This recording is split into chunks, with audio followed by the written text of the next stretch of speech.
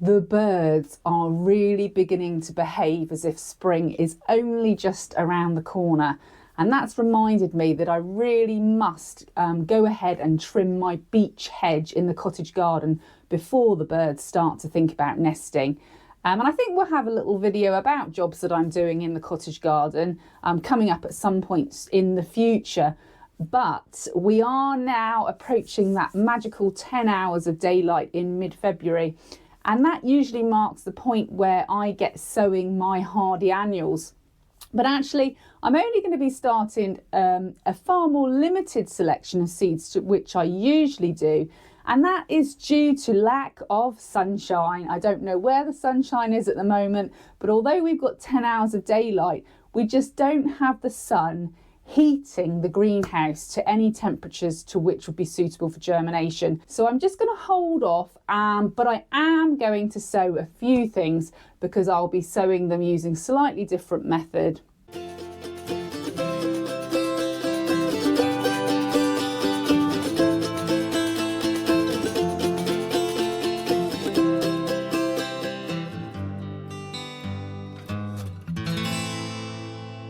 The reason I can't go ahead and sow loads of things is because I have very limited access to heated propagators.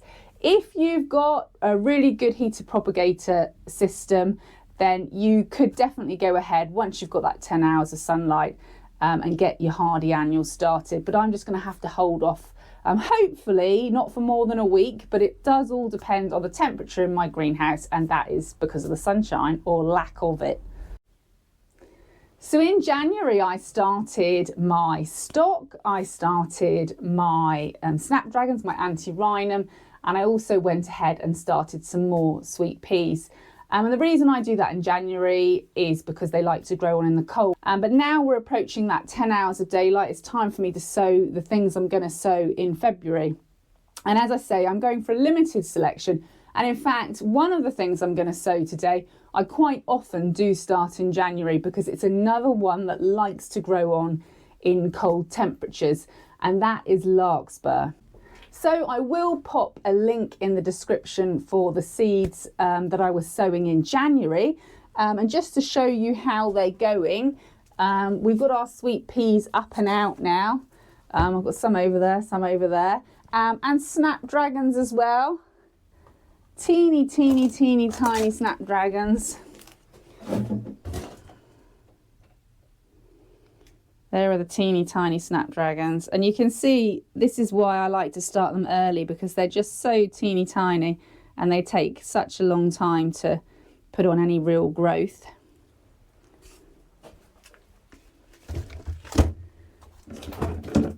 And then, of course, the other thing that I started were my stock, and you can see those here coming on nicely. As well as the Larkspur, I'm also going to be starting my bells of Ireland, and I'm also going to start my annual phlox. Now, the annual phlox is actually only half hardy, but the reason I start my phlox early is because it is a slow to flower for me. And I know some people don't pinch it out, but I do pinch it out quite a few times, and that's why obviously it takes longer for it to flower. But then I do get these incredibly long and useful stems. And the reason I can get away with starting these now is actually I don't start them in the greenhouse.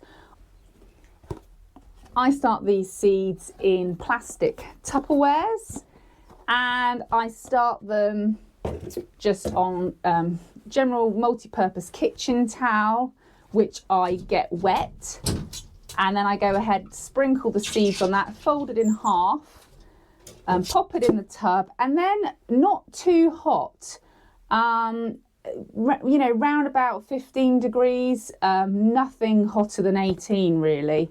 They don't like getting too hot, and I find this a really quick germination method for Larkspur, bells of Ireland and phlox. So I've just got that wet and wrung it out. Okay, and then I'm just going to lay that into my Tupperware.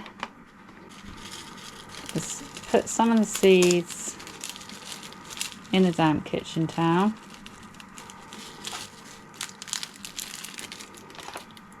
And then cover them over so they're in contact with moisture.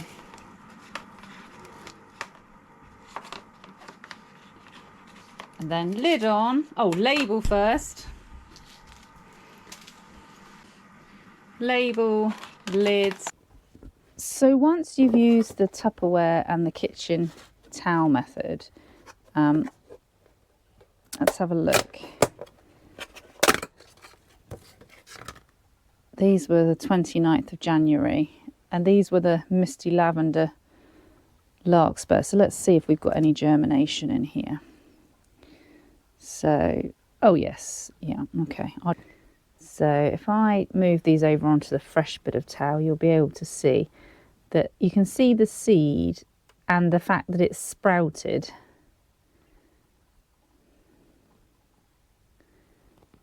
So they've got these little sprouts coming out, and that is basically the root. And the seed shell is where the first set of true leaves will come from. So when I plant these into the compost, it's the little tail of root that I put down into the soil. And you can see some of them have got longer root systems than others. That one's got quite a good root system on it. And obviously if you leave them for too long, then the seeds will come off of the leaves and you'll end up with the whole seedling just laying in your kitchen paper. So various stages of germination here. Oh, that one's got a really good root, but you can see this is, for me anyway, a really good way to grow the Larkspur on. So we'll go ahead and pop these into some nice moist compost.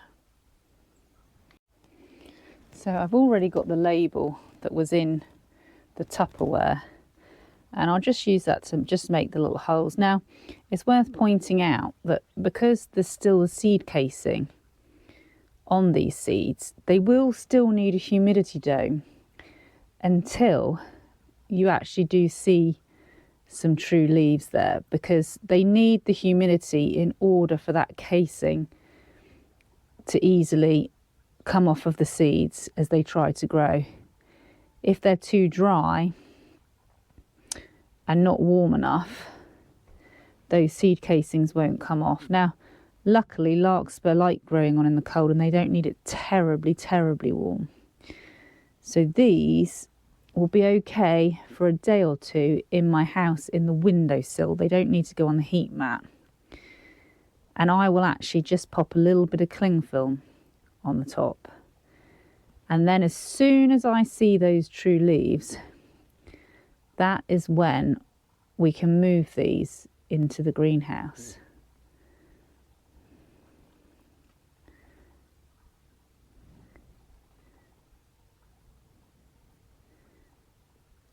And then they can benefit from the lovely 10 hours of light we're going to be having. Okay, let's see.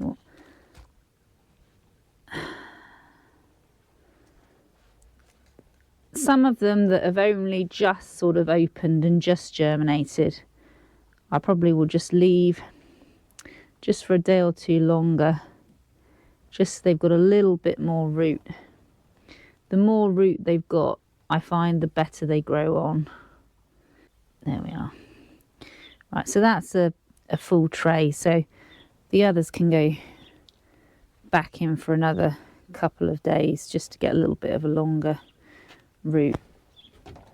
And that's just in the house, not on anything heated, just in my kitchen. And these will go in the kitchen as well. And as I say, just because I don't have any more humidity domes, I'll just use a little bit of cling film to cover this tray and pop it in the window.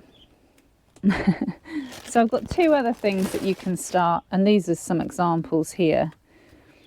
And that is the phlox. I've got this one, which is the slightly shorter one, and then I've got lots of seed left over from last year. Cherry caramel, creme brulee, and what was that called? Art shades, was it? I can't remember. There was another one. And these I always start in a Tupperware as well. And also to start in the Tupperware are the bells of Ireland. So here are some bells of Ireland which have nearly managed to get the seed casing off of their leaves. You can see a lot of the leaves are still closed up where they've only just shed them. And as soon as they've all completely got their shells off, which will probably be tomorrow, and then as soon as these seedlings have shed their shells, it's at that point that you uncover them. And you can see this was a tray of larkspur that was started in this way, but there are a few cells here where obviously something has gone awry, so empty cells. And you can see this one here, he just didn't lose his seed casing. So there are 3 cells there that didn't work, but actually I can see we've doubled up on a few, so we can always prick those out to fill in those gaps. And again, to give you an idea of what the phlox look like that have been started in this method, you can see these ones have completely lost their casings now and they're growing on very happily. But because my snapdragons, my stock and my sweet peas have all germinated, I do of course have some space in my heated propagators. So I'm going to go ahead and start my violas as well, because again, really I like to autumn sow those, but I think I've only got two that made it through the winter, so that wasn't very successful. So I want to go ahead and get them growing, because again, they don't like it when the weather gets too hot. So I've got my tray of compost and I've already watered this because I just want my pansy seeds to sit on the top. And we've got 2 varieties. We've got the one that I found in that mystery order, and this one is the frou-frou mixed, and obviously there's a picture here of this one. And then there's this one which is not got a picture, but I'll pop the picture up, from the company that I purchased the seeds from, and these are the Nature Antique shade. So there's 48 cell tray. I really don't need 48 of each variety, so we'll do half the tray with each, and we'll start with this one, seeing as it's the one in my hand. Now I will give these ones a little bit of heat just till they germinate, but then they do want to grow on in cooler conditions, the same as the stock, the larkspur, the sweet peas, all the things we've been sowing.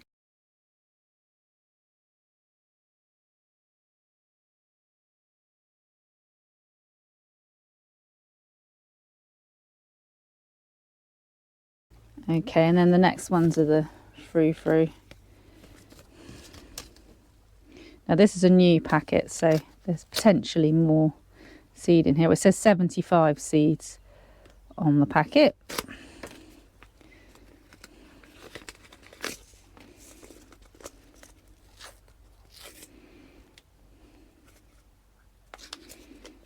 Right.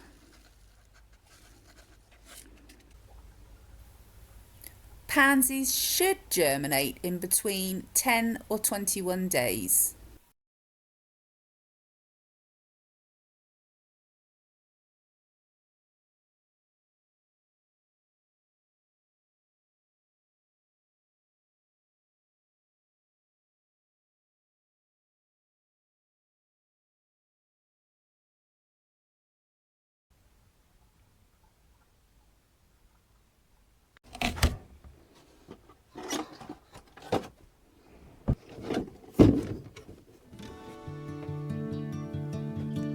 Thank you for coming seed sowing with me in February.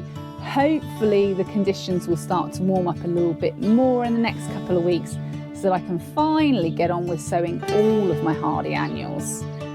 If you did like the video, please do give it a thumbs up. And if you'd like to follow my gardening and cut flower journey, you can of course subscribe to my channel.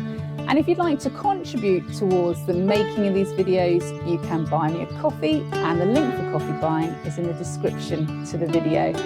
Happy seed sowing and thank you for watching.